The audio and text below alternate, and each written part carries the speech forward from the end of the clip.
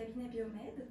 Je pratique le massage Chinetsang qui est un massage viscéral.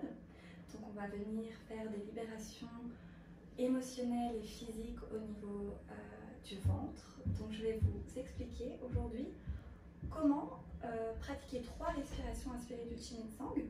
Nous avons la respiration ventrale, latérale, diaphragmatique et on va aussi faire une respiration dorsale. Donc voilà, je vais vous expliquer au fur et à mesure. Pour la respiration ventrale, ça va permettre en fait de libérer l'intestin.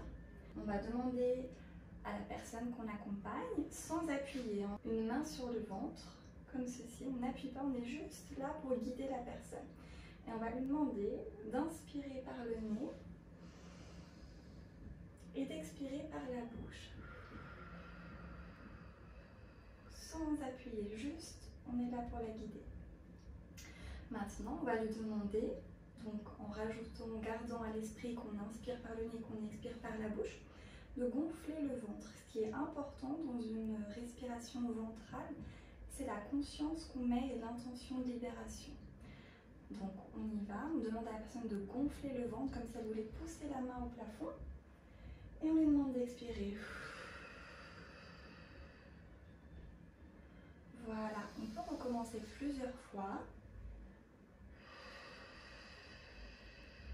Et on accompagne sans appuyer. Si vous venez au cabinet, je risque d'appuyer un petit peu, mais c'est pour libérer justement des zones qui peuvent être compressées ou sous tension et ça va permettre de libérer l'air, mais aussi les émotions. Voilà pour la première respiration ventrale. On va passer à la respiration latérale, où là, en fait, on va placer nos mains sur le côté, toujours dans l'accompagnement sans appuyer. On va demander à la personne d'inspirer par le nez et d'imaginer en fait que les côtes s'élargissent. Donc comme un ballon, mais cette fois sur le côté. Et à l'expiration, on va la guider pour qu'elle serre sans appuyer, comme si elle voulait faire la taille de guêpe. On y va. Pareil, on y met l'intention de libérer, alors essentiellement le foie et le pancréas.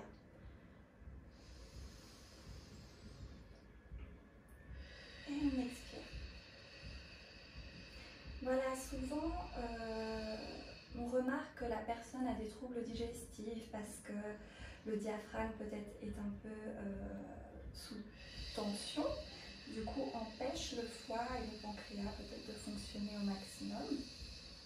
Donc de faire des respirations comme ça latérales, ça va vraiment permettre de redonner de l'espace et de la mobilité et de mieux digérer.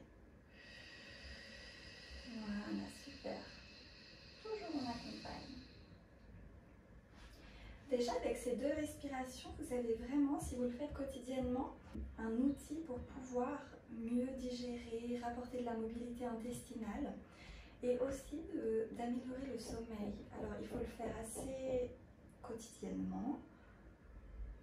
Voilà, vous n'êtes pas obligé de le faire très longtemps, mais si vous le faites 5 minutes par jour, je vous garantis que vous allez pouvoir récupérer un confort digestif, déjà juste en pratiquant ces exercices de respiration.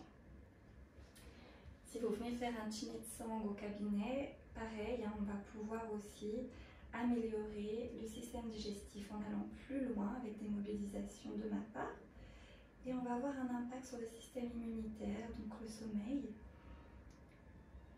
Voilà, maintenant on va faire une respiration diaphragmatique donc pour aller travailler le duodénum en fait, ainsi que le plexus solaire. Voilà. Alors on place une main comme ça sur le thorax, une autre juste ici en dessous de la poitrine, sur le plexus. Et on demande à la personne d'inspirer en gonflant ses poumons. Donc toujours on inspire par le nez.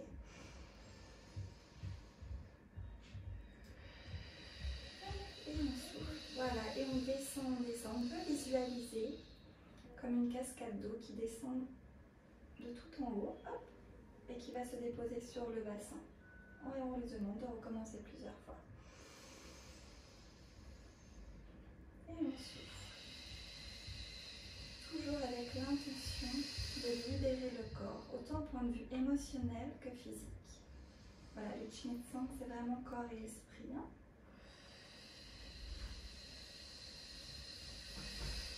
Toutes ces respirations respirations vont vraiment permettre au système parasympathique, donc le système nerveux, de se calmer. Voilà, de diminuer le stress.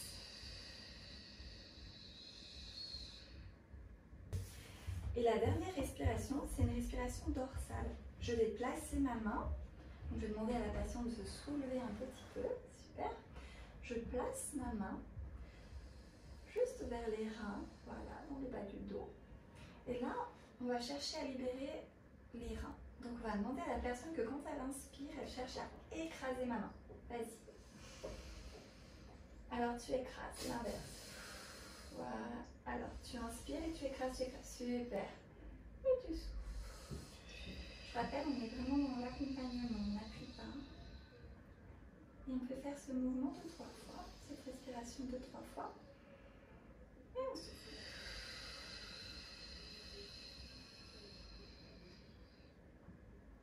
Voilà, encore une fois.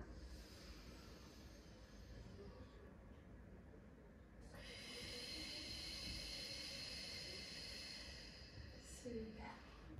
Voilà. Et je peux dire au revoir au ventre. Voilà, en y mettant une intention de calme. Alors là, je l'ai fait avec une patiente que j'ai accompagnée, mais vous pouvez imaginer de le faire aussi tout seul. Peut-être au début, on peut avoir du mal et pas réussir à gonfler le ventre sans que le haut se lève, ou pas comprendre la respiration en gonflant les poumons ou le côté. Mais c'est totalement normal, il faut persister et avec le temps, en fait, l'intelligence du corps va comprendre et ça va être de plus en plus fluide. Voilà, donc je vais demander à la patiente de le faire elle-même et de vous montrer. Donc elle peut placer une main sur le ventre. Tu peux inspirer. Et souffler. Voilà. Ensuite, elle peut placer ses mains sur le côté. Voilà, ça dépend de la souplesse, mais... et se guider aussi.